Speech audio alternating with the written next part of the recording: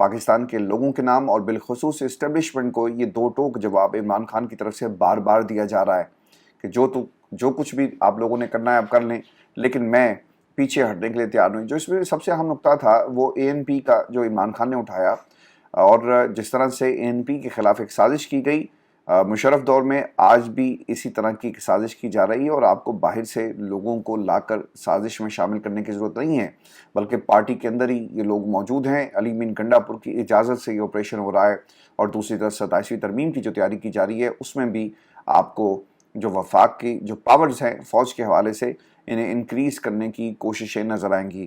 Viewers, ایک اور انتہائی اہم خبر ہے، اور اس خبر کا تعلق خواجہ آصف صاحب سے ہے، اور ان کے استعفے کی باتیں آ رہی ہیں۔ رپورٹ یہ کیا جا رہا ہے کہ جی وزیر دفاع خواجہ آصف صاحب نے استعفیٰ دے دیا، اور وجہ یہ بنی ہے کہ اے ڈی سی آر سیالکوٹ کے جو گرفتاری کا تنازع جو تھا یہ اس کی بنیاد ہے، اور خبر کے مطابق سیالکوٹ کی اے ڈی سی آر کی اینٹی کرپشن کی طرف سے گرفتاری کا تنازع جو ہے وہ مزید بڑھ گیا، جس کے بعد خواجہ آصف صاحب نے اپنے استعفیٰ باقاعدہ طور پر شہباز شریف صاحب کو بھیجا، جسے شہباز شریف صاحب نے قبول نہیں کیا، اور پھر انہیں سوچنے کا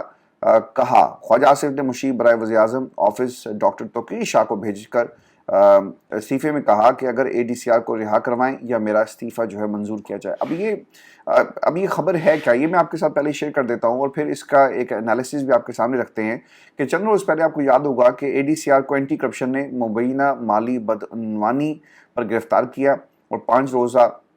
جو ریمانڈ حاصل کیا، اور پھر اے ڈی سی آر نے عام انتخابات میں بطور ریٹرننگ آفیسر فرائض سر انجام دیے۔ تو سر یہ وہ بیس ہے اس پوری انفارمیشن کا کہ جس کے اوپر خواجہ آصف صاحب جو ہیں وہ تلملا رہے ہیں۔ اب خواجہ آصف صاحب کا اس اے ڈی سی آر سے کیا تعلق؟ اس اے ڈی سی آر کے بارے میں اگر وہ ریٹرننگ آفیسر تھا، اس نے سیالکوٹ کے اندر اپنی ذمہ داریاں نبھائی اور بعد میں اینٹی کرپشن اس کو گرفتار کرنے کی بات کرتی ہے، تو خواجہ آصف صاحب جو ہیں وہ کیوں اچھل کود کر رہے ہیں؟ اس کا مطلب یہ ہے کہ کہیں نہ کہیں یہ ایک سوال ہے کہ کہیں نہ کہیں کیا خواجہ آصف صاحب کو یہ ڈر تو نہیں ہے کہ یہ اے ڈی سی اپنا منہ کھول دے گا؟ مالی بدعنوانی کے تانے بانے کیا خواجہ آصف کے دروازے تک تو نہیں جا رہے؟ جس طرح یہ ٹریل اور ٹرین کی بات کرتے تھے، فاروق حبیب سے انہوں نے پریس کانفرنسز کروائی کہ بنی گالہ سے وہ ٹرین ہو کر نکلتی تھی، تو کیا اے ڈی سی آر کی یہ جو کرپشن ٹرین ہے جس الزام میں ان کو گرفتار کیا گیا، کیا اس کا تعلق کیا خواجہ آصف صاحب کی دہلیز سے تو نہیں ہے؟ یہ تمام انتہائی اہم سوالات ہیں۔ ویورز، مزید اطلاعات یہ بھی آ رہی ہیں کہ اے ڈی سی آر کی گرفتاری کے پیچھے ایک با اثر شخصیت کا ہاتھ ہے، اور اب اس با اثر